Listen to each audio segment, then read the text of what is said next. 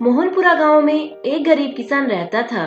गरीबी के कारण हरि अपनी पत्नी सावित्री व बेटे राजू के साथ एक झोपड़ी में निवास करता था। हरि के पास जमीन न होने के कारण वह दूसरों के खेतों में जाकर काम किया करता था, जिससे उसे घर चलाने के लिए कुछ मजदूरी मिल जाया करती थी।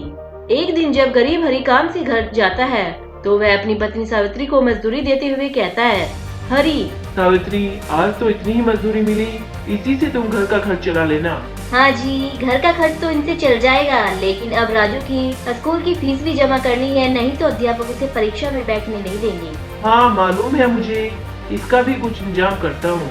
हाँ जी, ठीक है, चलो अब खाना खाते हैं। इसके बाद वे सब खाना खाते हैं और खाना खाकर सो जाते हैं। अगले दिन सुबह ही गरीब हरि काम पर चला जाता है और वहाँ पर जाकर काम करते हुए मन ही मन सोचता रहता है कि अगर राजू की फीस का इंतजाम न हुआ तो इस बार वह परीक्षा में नहीं बैठ पाएगा। इसी तरह 2-4 दिन बीत जाते हैं, लेकिन गरीब हरि की मजदूरी से घर का खर्च तो जैसे तैसे चल रहा होता है, लेकिन वह राजू की फीस का इंतजाम करने में अभी तक असफल ही रहा। एक दिन जब गरीब हरि खेतों पर काम करने के लिए जाता है तो उसे याद आता है कि उसकी पत्नी सावित्री बहुत ही स्वादिष्ट समोसे घर पर ही बना लेती है, क्योंकि गरीबी के कारण वह बाहर की चीजें अपने बच्चे को नहीं खिला पाती थी, इसलिए उसकी माँ सावित्री घर पर ही बनाकर खिला दिया करती थी। यह सब सोचते हुए वह घर आकर सावित्री से कहता है, सावित्री, तुम तो बहुत ही अच्छे समोसे बनाती हो।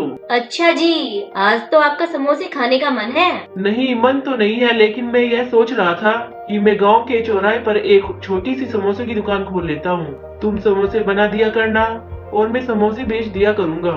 हाँ जी, कह तो आप ठीक ही रहे हैं, यहाँ आसपास में कोई समोसे की दुकान है भी नहीं। हाँ सावित्री, मजदूरी तो अब 2-3 दिन से मिल भी नहीं रही है और ना ही राजू की फीस का इंतजाम हुआ है अभी तक। इसके बाद हरि गांव में ही एक समोसे की दुकान खोल लेता है और वहाँ पर समोसे बेचना शुरू कर देता है। सावित्री उसे समोसे बनाकर दिया करती तथा वह गरीब हरि शॉप पर समोसे बेचने लगा। गरीब हरि की पत्नी के हाथों में काफी स्वाद था, इसी कारण वह बहुत स्वादिष्ट समोसे बनाती थी। इसी से प्रसन्न होकर ग्राहक समोसे लेने आने लगे।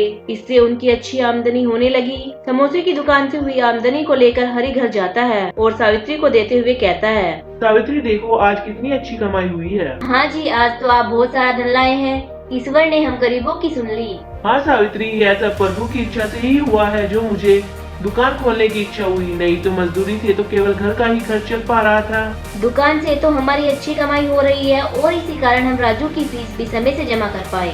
ये सब बातें करते हुए वे दोनों बहुत खुश होते हैं। अब जैसे जैसे समय बीतता है वैसे वैसे ही उनकी दुकान पर ग्राहकों की संख्या बढ़ती जाती है। सावित्री के समोसे इतने स्वादिष्ट थे कि जो उन्हें एक बार खाता वह उन्हें बार बार खाना चाहता। बच्चे बड़े या बूढ़े सब गरीब हरि की दुकान से समोसे खाते।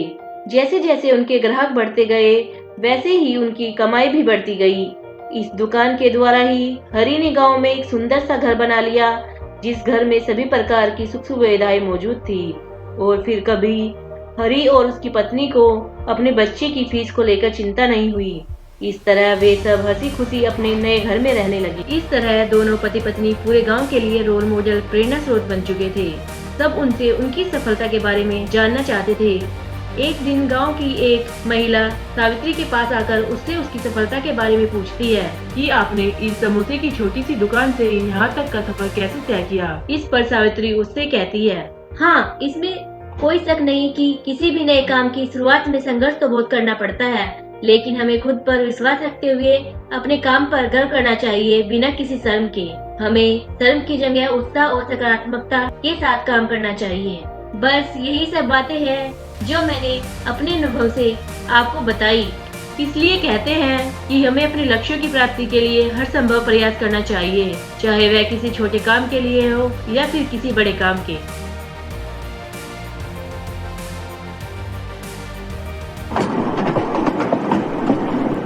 To get the more interesting videos, please like and subscribe this channel.